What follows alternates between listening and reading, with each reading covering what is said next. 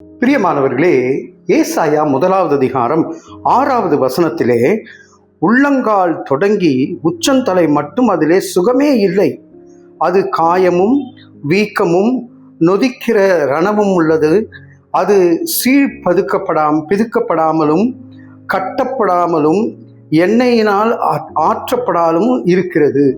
இதெல்லாம் சுகவீனத்தை குறித்து சொல்லுகிறதே பிரதர். நான் சுகத்துக்காக ஆரோக்கியத்துக்காக காத்திருக்கிறேனே என்று சொல்லும் பொழுது, இதையெல்லாம் நடக்காமல் நமக்கு சுகமும் ஆரோக்கியமும் வேண்டும் என்றால் கர்த்தரை விட்டு விலகி போகாமல் இருக்க நாம் அழைக்கப்பட்டிருக்கிறோம்.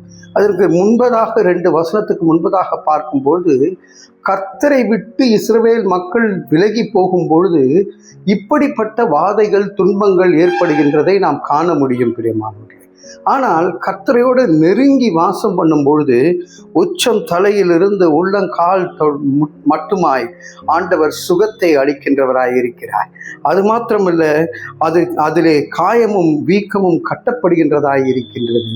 அங்கே ஆண்டவர் காயத்தை ஆற்றுகின்றவராய் இருக்கின்றார், சுகத்தை அளிக்கின்றவராய் இருக்கின்றார். நாம சுகத்தை பெற்றுக்கொள்ள நாம் அழைக்கப்படுகின்றோம் பிரியமானவர்களே.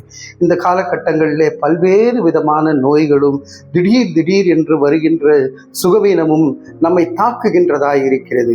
எனக்கு சுகமே இல்லையே பிரதர், எனக்கு திடீரென்று இந்த பிரச்சனை வந்து விட்டது, நான் என்ன பண்ணணும்னு தெரியவில்லையே என்று சொல்லும்போது ஆண்டவரை நெருங்கி கட்டி பிடித்து கொண்டு ஆண்டவரோடு சுகத்தோடு கூட நடக்க நாம் அழைக்கப்பட்டிருக்கின்றோம் பிரியமானவர்களே. இன்றைக்கு என்ன பிரச்சனை உங்களுக்கு ஓடிக்கொண்டு இருக்கின்றதே?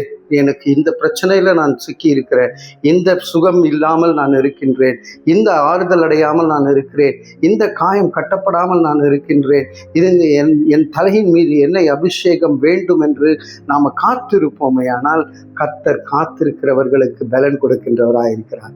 கர்த்தருக்காய் காத்திருக்கிறவர்கள் பலனடைந்து உயர எழும்புவார்கள். அவர்கள் ஓடினாலும் இளைப்படைய மாட்டார்கள், நடந்தாலும் சோர்ந்து போக மாட்டார்கள். இந்த ஒரு நிச்சயத்தோடு நாம் இந்த நாளை மாத்திரமல்ல, ஒவ்வொரு நாளையும் கர்த்தரை விட்டு விலகாமல் கர்த்தரோடு நெருங்கி வாசம் பண்ணுவேன் என்கின்ற ஒரு சத்தியத்தை நாம் புரிந்தவர்களாய் ஆண்டவரோடு கூட நாம் பயணிப்போம். தலைகளை தாழ்த்தி தேவனை நோக்கி பார்ப்போம். அன்பின் பரலோக பிதாவே, ஆண்டவரே, என்னோடு கூட ஜெபிக்கிறவர்கள் சுகவீனத்தோடு பலவீனத்தோடு காயத்தோடு ஆண்டவரே உட்கார்ந்து கண்ணீரோடு கூட ஆண்டவரே இந்த செய்தியை கேட்டுக்கொண்டு இருப்பார்களே, ஆனால் அவர்களுக்கு சுகத்தையும் பலத்தையும் கட்டளையிட்டு ஆசீர்வதிக்கும்படியாக இயேசுவின் மூலம் ஜெபிக்கிறோம் நல்ல பிதாவே. ஆமேன், ஆமேன்.